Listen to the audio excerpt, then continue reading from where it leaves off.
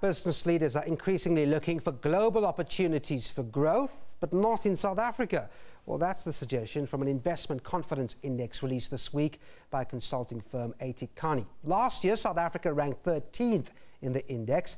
This year, no African or Middle Eastern countries ranked in the top 25 foreign direct investment destinations in 2015. Not good news for economic growth or job creation. Well, Vim Plazier is a partner at AT Kearney. He joins us now. Vim, thanks for coming in. Thanks for having me. All right, so let's just look at the nature of this index. It's a confidence index. It doesn't spell out FDI numbers per se, but tell us, it does tell us what investors are thinking, doesn't it? Absolutely. It's an index which is built up out of a survey with a large number of CEOs across the globe from different sectors, and they basically indicate their confidence in investing in certain countries. So it gives an indication of the perception these guys have about where they want to invest, how they want to invest. And it had a bit of a devastating impact this year on Africa and the Middle East, particularly on Africa. And as we can see, in all fairness, South Africa is not the only country that stepped out, African country. Many emerging countries took a knock from investors. Is it because investors are looking at the developed world for better returns here? There are a combination of things. Yeah. If you look at the criteria the investors currently use, they say the market needs to be attractive. And attractiveness of a market has to do with size, it has to do with growth potential.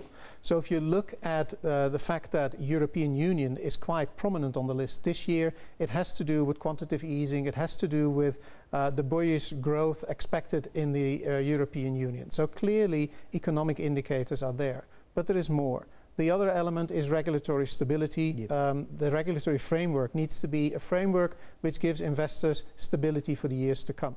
It doesn't necessarily have to be positive or negative, because they can basically factor that in from a costing perspective, but they need to have a stable investment regulatory framework. The other element which particularly has impacted Africa is the sense of security. So there are three elements: market potential, regulatory framework, and the sense of security. And it's on that perception of security that people are currently indicating that they want to go to safe havens. The global economy is shifting. There are strategic global factors around ISIS in the Middle East, Ebola in Africa, the UK in crisis. So these geopolitical factors are now influencing corporate strategy as well. But in South Africa, you want to restore that. You look at some countries globally, particularly in Europe, they're out on a campaign saying, hey guys, invest in us. Are we doing enough here on our side?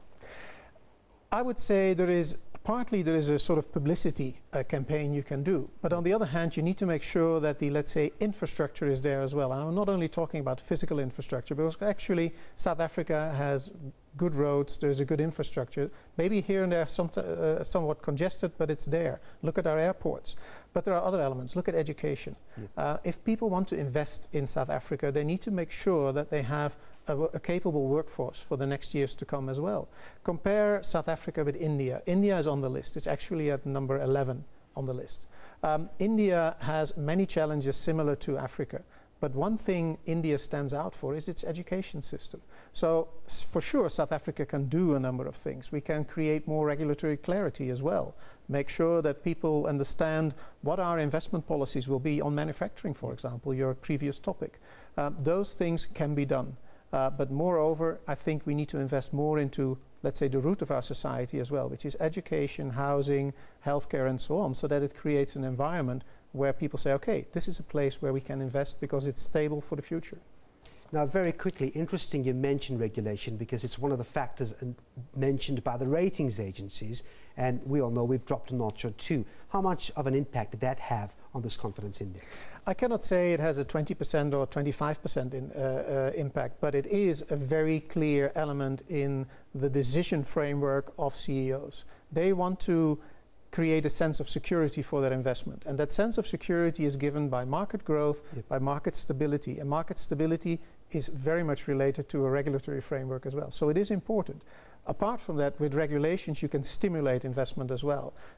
Things on import duties, but also on subsidies and so on. That regulatory framework, tax structures, that regulatory framework, those instruments are very important for investors as well.